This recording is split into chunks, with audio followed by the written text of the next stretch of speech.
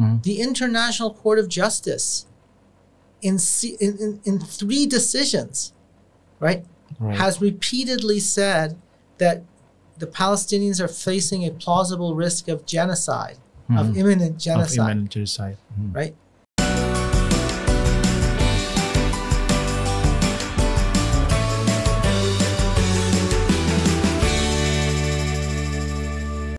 All right, Assalamualaikum warahmatullahi wabarakatuh. Waalaikumsalam.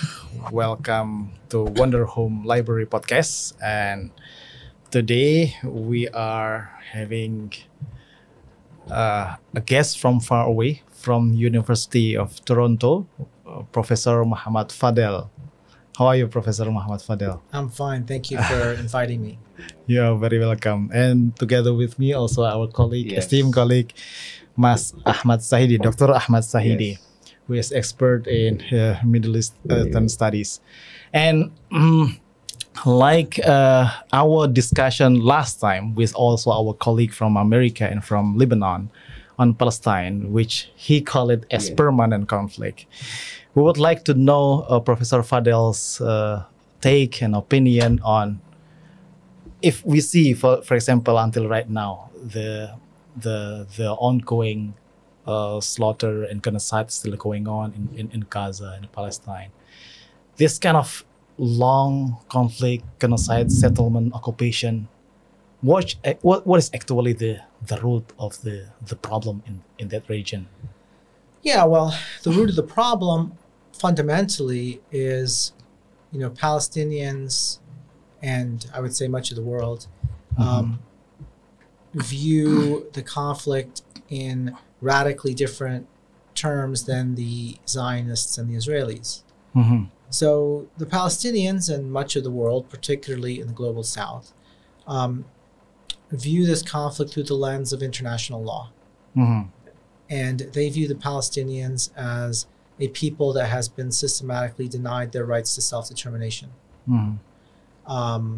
The Zionists and the Israelis, on the other hand, don't really seem to care much about international law, and they seem to think, and they believe this. I don't think they're making this up, or they're lying, or they're being insincere. They believe that Palestine is theirs. Palestine is theirs. Yeah, they believe that Palestine belongs to them. That Jews are entitled to it. It's their natural right, and so they are being generous to allow the Palestinians to stay at all, under any conditions, right?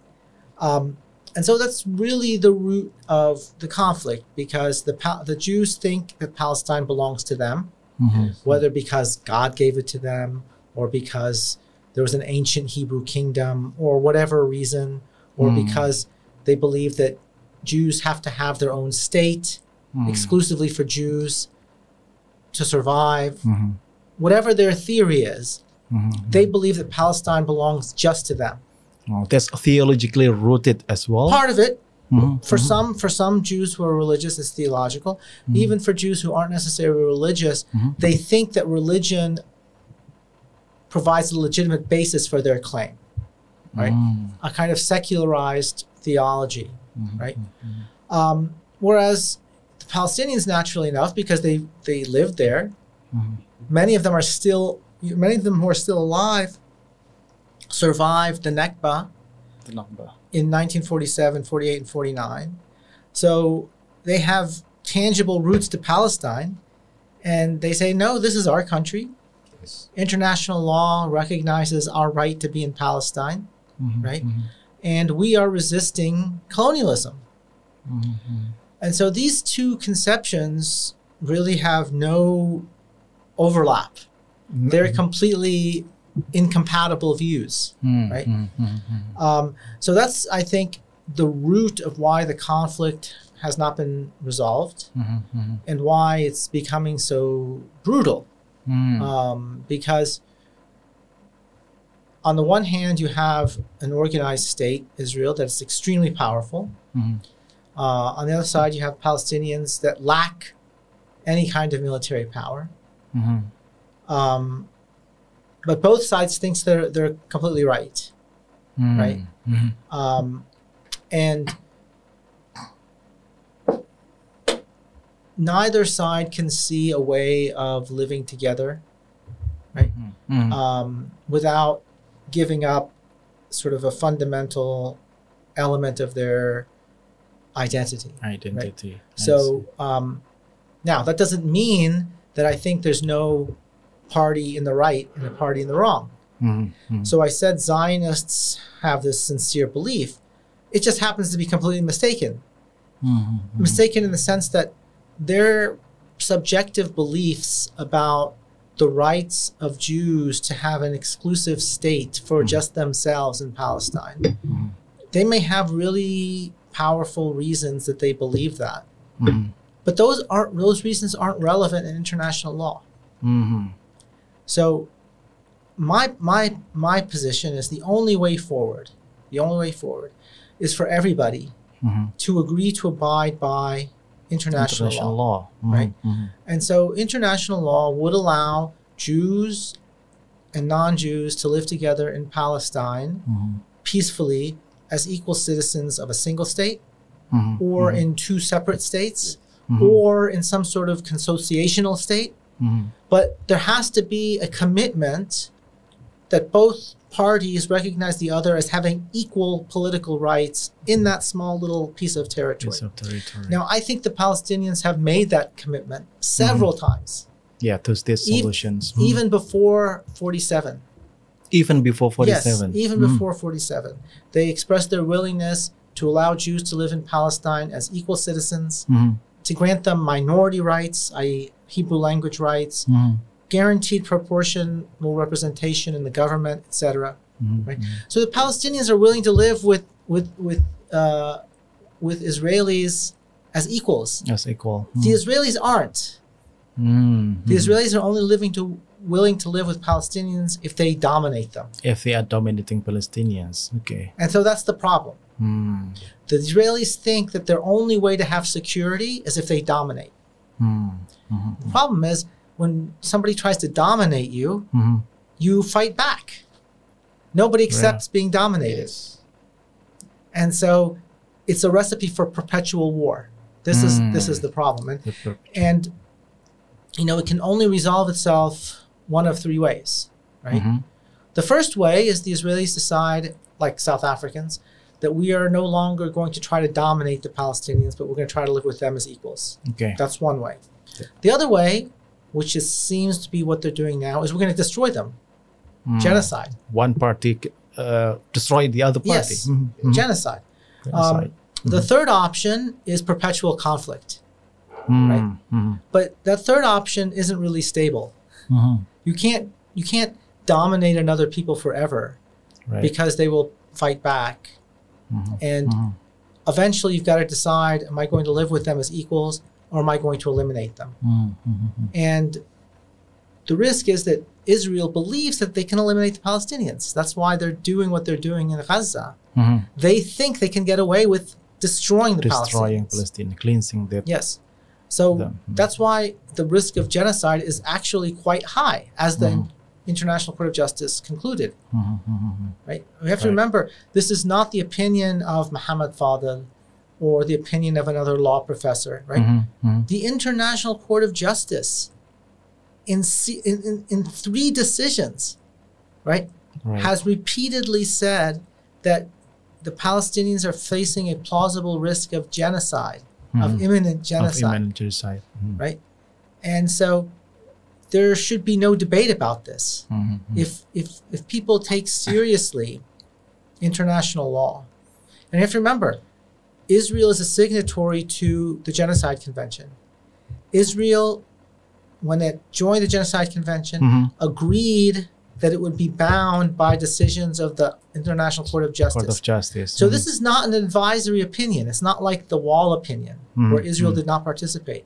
Israel participates in these proceedings. Right? It's a party to the lawsuit.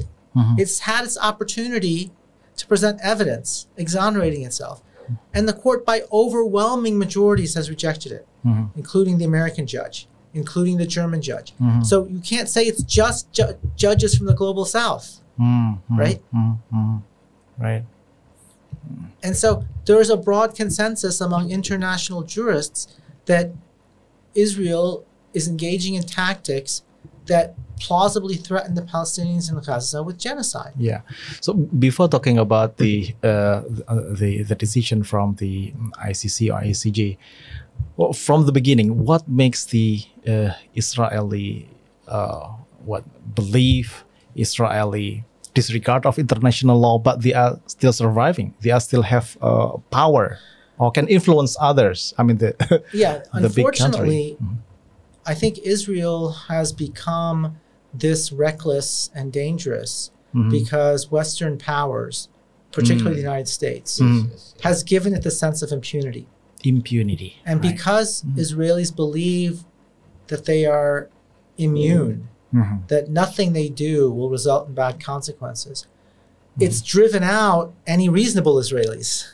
You know, any Israeli who tries to say we can't do this, it's against international law, they say, who cares? Who cares? Who cares? Because nobody's going to stop us, right? They are above the law. And if you do that again and enough, you know, you convince everybody that, yeah, the law doesn't apply to us. And so that's the problem. The problem is the international community has not been willing to enforce international law against Israel since the beginning of the state in 1948.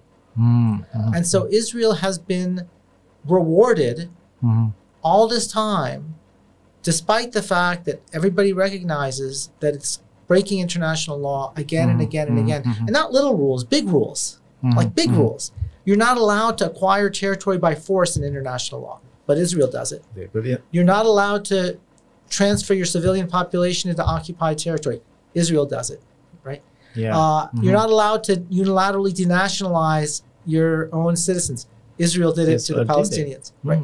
So Israel has engaged in really substantial violations of international law, not minor things where there's a dispute about the continental shelf between Singapore and Indonesia, for example.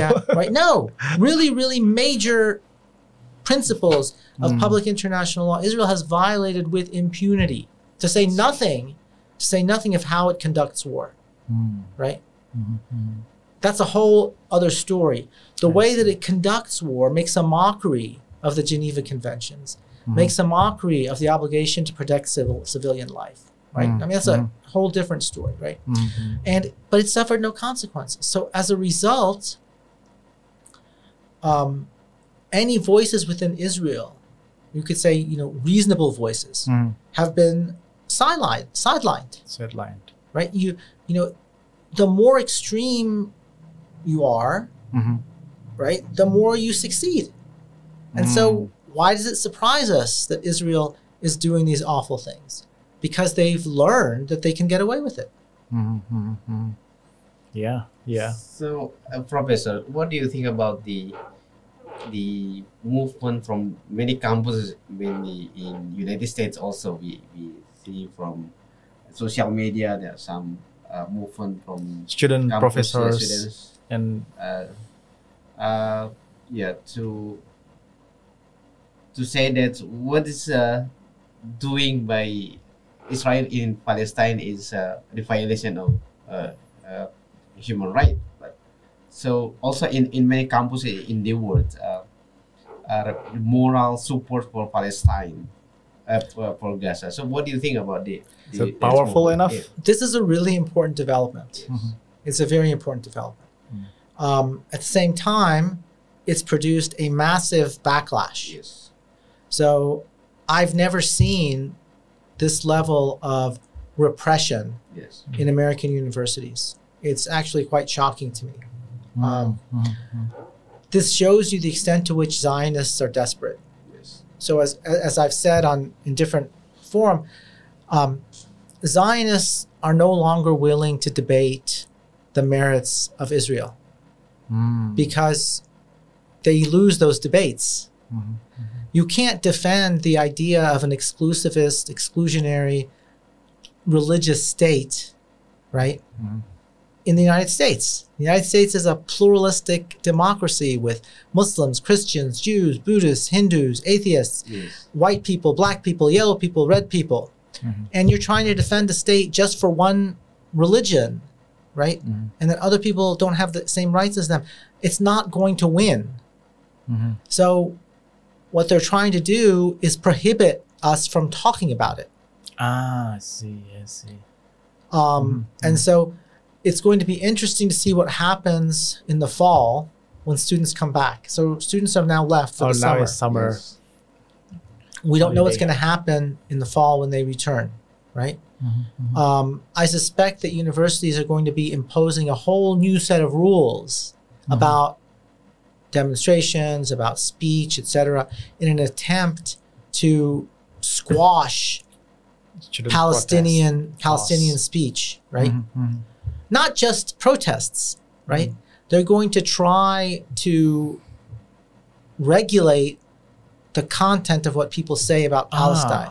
Also, They're going to claim that accusing Israel, for example, of being an apartheid state is a kind of anti-Semitism or something like that, right? And so it's going to generate a lot of conflict. I see. And again, we're going to see what's going to happen. I myself have been invited to participate in a panel in the fall at an American university with other law professors to discuss the crisis on American universities as a result of Palestine and Israel. I personally think it's unlikely that things are going to go back to where the way they were, for lots of reasons. First, as I said, the demographic makeup of the United States has changed. It's much more pluralistic than it was in the 50s when Israel was founded, right? Lots of, the new Americans have roots in the global South. And so they can understand what it means to be a colonized population. So they can sympathize with the Palestinians. Second of all, there's been so much scholarship about Palestine, right? And it's available for students and other professors to read, right? So Zionist propaganda has to confront actual scholarship about what happened and what is happening, really happened there, right? And what's continuing to happen. And so the students are much better informed today than they were even when I was an undergraduate student. And so there's a critical mass of students who are committed to Palestinian freedom. Israel no longer gets a free ride. And, that's going to continue. Now, I don't know what will happen if Trump wins. If the Trump wins, okay. It could very well be that Trump wins. And one of the reasons Trump might win is because Biden has not stopped Israel. Because Biden not stopped Israel. That has alienated a lot of people in the Democratic Party, particularly young people.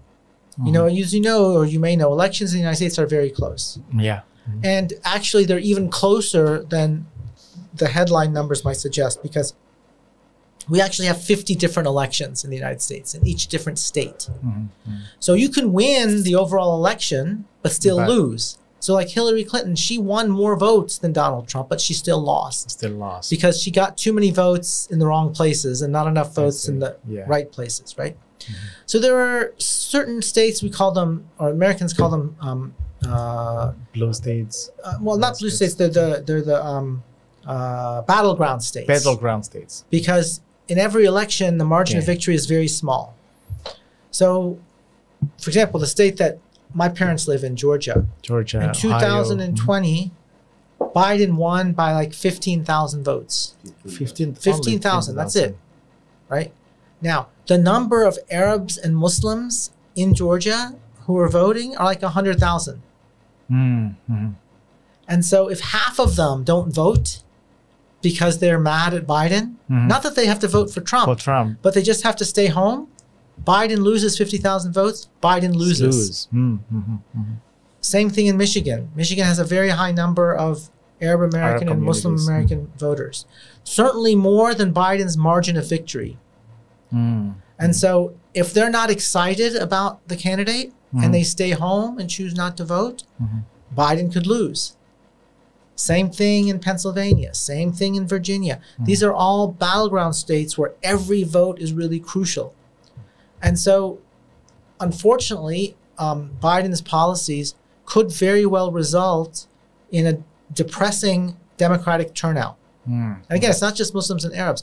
A lot of younger voters are angry with Biden, for his failure to stop the genocide. And they can't understand, why would we support a candidate who can't even stop a genocide, right? Even Trump himself also possibly not. I mean, it's hard to see how Trump could be worse. That's the thing. Although I do think Trump would be worse, but it's hard to, at least with respect to Palestine, it's hard to see how he could be worse, right? And a lot of people just don't see the point of voting for a candidate who can't even stop a genocide.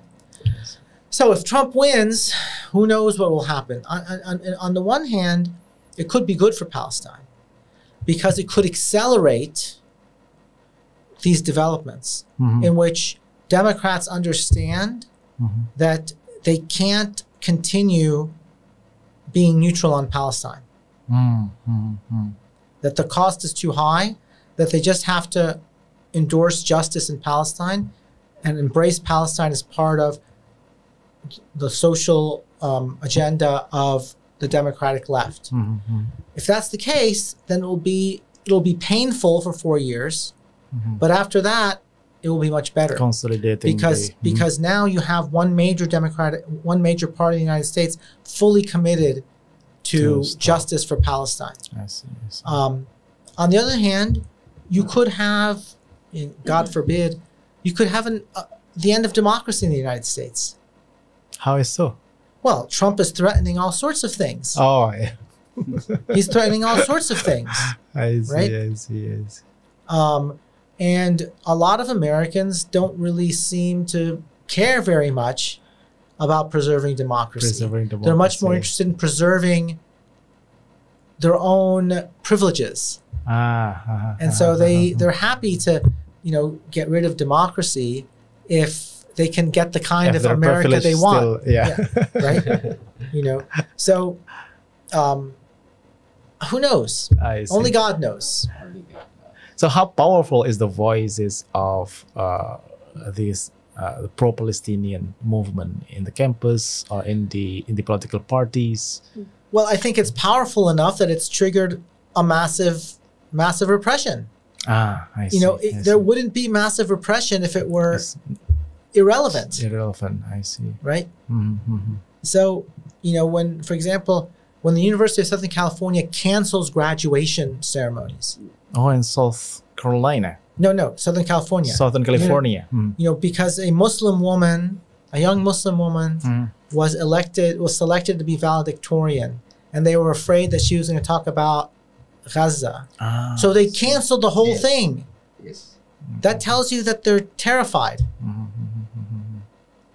So it's a serious issue in the United States.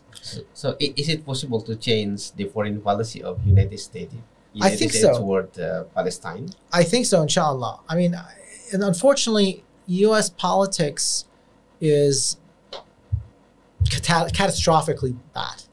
I mean, forget about Palestine. Okay. Take something as simple as gun control. You lived in the United States.